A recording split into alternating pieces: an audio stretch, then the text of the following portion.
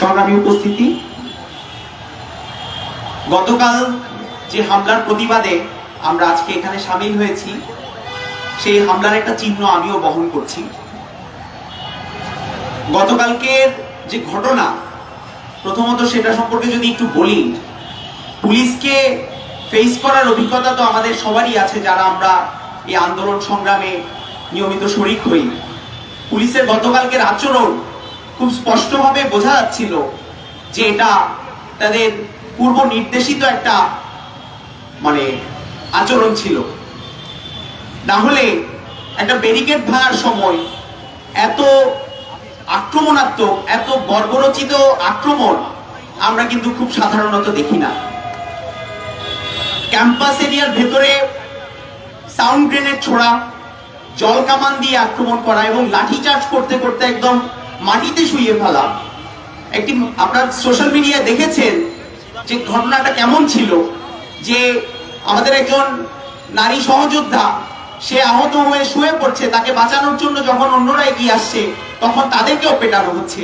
এবং আরো দুঃখজনক ঘটনা কি, একটা পথচারী যার নাম বাবুল, সে পাশ দিয়ে হেঁটে যাচ্ছিল, আমাদেরকে পেটাতে পেটাতে সেই বাবুল লোকটিকেও পেটাতে পেটাতে তার পা ভেঙে দিয়েছে।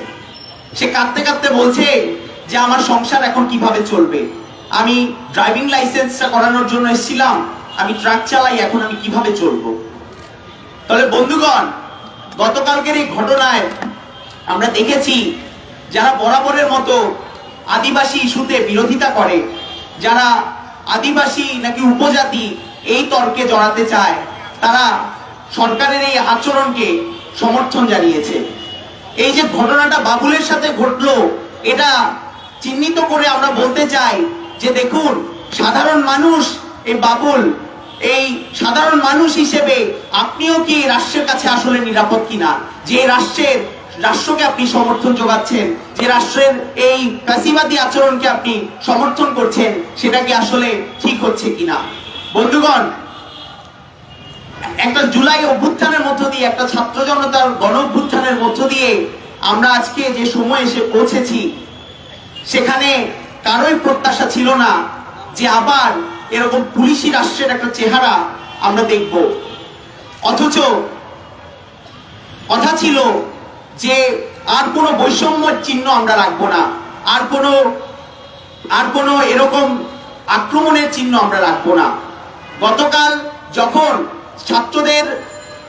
ছাত্ররা বাধ্য করে প্রক্টরকে পুলিশের কাছে ফোন করতে, এটার জবাবদিহি চাওয়ার জন্য, এই আচরণের জবাবদিহিতা চাওয়ার জন্য, তখন প্রক্টরকে পুলিশ জানায় যে তারা তো আদিবাসী, তারা তো পাহাড়ি ছিল, পাহাড়ি হলে তাদের উপর আক্রমণ করা যায়। তাহলে এই রাষ্ট্রের চরিত্র, এই যে সে একটা বৈষম্যমূলক চিন্তা নিয়ে আছে, তাহলে এটা তো সেই একই চরিত্র নিয়ে এসে রইল। বন্ধুগণ, আমরা বলতে চাই যে একটা ফ্যাসিবাদী সরকার এই গণঅভ্যুত্থানের মধ্য দিয়ে পতন হলেও ফ্যাসিবাদী রাষ্ট্র, ফ্যাসিবাদী যে কাঠামো, সেটা কিন্তু এখনো বহাল আছে। এবং সেই কাঠামোকে ভাঙতে হলে আমাদের মতো যারা গণতান্ত্রিক শক্তি, এই গণতান্ত্রিক শক্তিগুলোর ঐক্যবদ্ধতা অত্যন্ত জরুরি।